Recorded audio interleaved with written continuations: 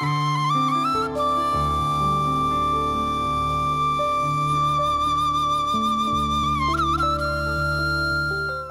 TV நேயர்களுக்கு இனிய காலை வணக்கம். இந்த அருமையான பொழுதிலே நீங்கள் எல்லோரும் மகிழ்ச்சியாகவும் சந்தோஷமாகவும் இருக்க வேண்டும். அப்போ இந்த உலகத்தில் நாங்கள் மகிழ்ச்சியாகவும் சந்தோஷமாகவும் இருக்க வேண்டுமென்றால் முதலில் பணம் தேவை. ஆக பணம் சார் உளவியல் என்ற ஒரு பிரபலமான நூல் என்று வெளிவந்திருக்கிறது. உலகம் முழுக்க இப்போ அதுதான் ட்ரெண்ட், பணம் சார் உளவியல். அப்போ நாங்கள் பணத்தை தேடுவதற்காகத்தான். அப்போ பொருளிலார்க்கு இவ்வுலகில்லை. ஆக பொருள் கட்டாயம் தேவை. அதுவும் தேவைக்கு தேவை. தேவைக்கு அதிகமாக அது பலனில்லாததாக இருக்கலாம். ஆனால் இன்றைய சமுதாய வாழ்விலே மக்களுக்கு, இளைஞர்களுக்கு, யுவதிகளுக்கு அப்போ இந்த பணத்தினுடைய முக்கியத்துவத்தை தெரிவு செய்யப்பட வேண்டும், தெளிவுபடுத்தப்பட வேண்டும்.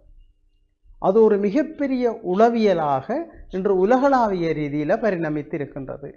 ஆக இந்த நூல் மிகச்சிறந்த முறையில் இந்த 2024ஆம் ஆண்டினுடைய ஒரு மிகப்பெரிய பொக்கிஷம். அந்த பொக்கிஷ நூலில் உள்ளடக்கப்பட்ட மிக முக்கியமான விடயம் பணத்தை தேடுதல் ஒன்று, உழைத்தல் ஒன்று, முயற்சி செய்தல் ஒன்று. இது ஒவ்வொரு வகையில் இருக்கிறது. ஆனால் அதில் வெற்றி பெறுபவர் யார் என்று சொன்னால் அந்த பணத்தை சரியாக பயன்படுத்துபவர், அந்த பணத்தை சரியாக சேமித்து வைப்பவர், அந்த பணத்தை சரியான முறையிலே முயற்சியாண்மை செய்பவர், ஒரு உற்பத்தியில் முதலீடு செய்பவர். இதுதான் இங்கு முக்கியத்துவம் கொடுக்கப்படுகின்றது. ஆக பணம் வைத்திருந்தால் மட்டும் போதாது, பணத்தை உழைத்தால் மட்டும் போதாது, அந்த பணத்தை எவ்வாறு கையாள்வது என்பதுதான் இங்கு முக்கியம். ஆக நீங்கள் எல்லோரும் இந்த பணத்தை, அது நீங்கள் பெருமளவு பணமாக இருக்கலாம், நீங்கள் கஷ்டப்பட்டு உழைக்கிற சிறு பணமாக இருக்கலாம். அப்போ பிள்ளைகளுக்கு சிறு வயதிலிருந்தே இந்த பணத்தை கையாள்வதற்கான தேர்ச்சியை வழங்க வேண்டும். அதிலே முதன்மையானது சேமிப்பு. இப்போ நீங்கள் உலகத்தில் மிகச்சிறந்த உழைப்பிலையும் பணத்தையும் சேமிக்கின்ற மக்கள் யார் என்று சொன்னால் ஜப்பானியர்கள்.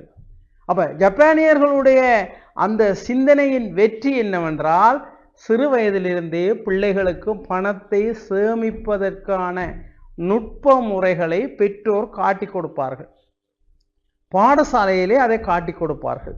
அப்போ அவர்கள் தேவையில்லாமல் செலவழிக்க மாட்டார்கள், வீண் விரயம் செய்ய மாட்டார்கள். ஆக இது இந்த மனித வாழ்க்கைக்கும் எங்களுடைய சமகால பிள்ளைகளுக்கும் எங்களுடைய எதிர்காலத்தை நிச்சயித்து கொண்டிருக்கிற எல்லோருக்கும், எங்கள் எல்லோருக்கும் பாருங்கள், எங்களுடைய பிரதேசத்தில் யுத்தத்துக்கு பிறகு நாங்கள் நிறைய உழைக்கின்றோம், நிறைய வெளிநாட்டிலிருந்த பணம் வருகிறது. ஆனால் அவற்றை நாங்கள் சரியாக பயன்படுத்துகிறோமா? அவற்றை சரியான உற்பத்தி வழியில் செலவழிக்கின்றோமா?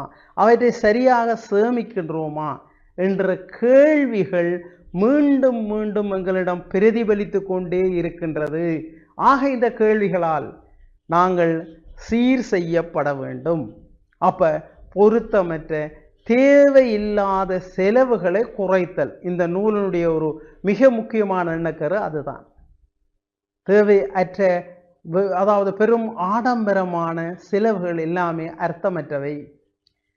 அந்த செலவுகளை குறைத்து சரியாக சேமித்து, அதாவது வறுமையில் செம்மையாக வாழ்தல் என்ற அந்த வாழ்க்கை முறைக்கு எங்களுடைய பிள்ளைகளை, எங்களுடைய சமுதாயத்தை இன்று நாங்கள் வழிப்படுத்த வேண்டிய நிலையில் இருக்கின்றோம். ஆக பெற்றோர், பெரியோர், ஆசிரியர்கள், இந்த நிதி நிறுவனங்கள், உண்மையாக வங்கிகள், இவையெல்லாம் மக்களுக்கு இது தொடர்பான விழிப்புணர்வை சரியாக கொடுக்க வேண்டும். இந்த விழிப்புணர்வு நமது மக்களுக்கு போதாமல் இருக்கிறது.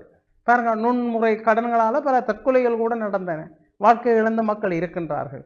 ஆகவே மக்களுக்கு இது தொடர்பான நல்ல விழிப்புணர்வை ஏற்படுத்தி ஒரு வளமுள்ள எதிர்காலத்தை உருவாக்குவோம். நன்றி, வணக்கம்.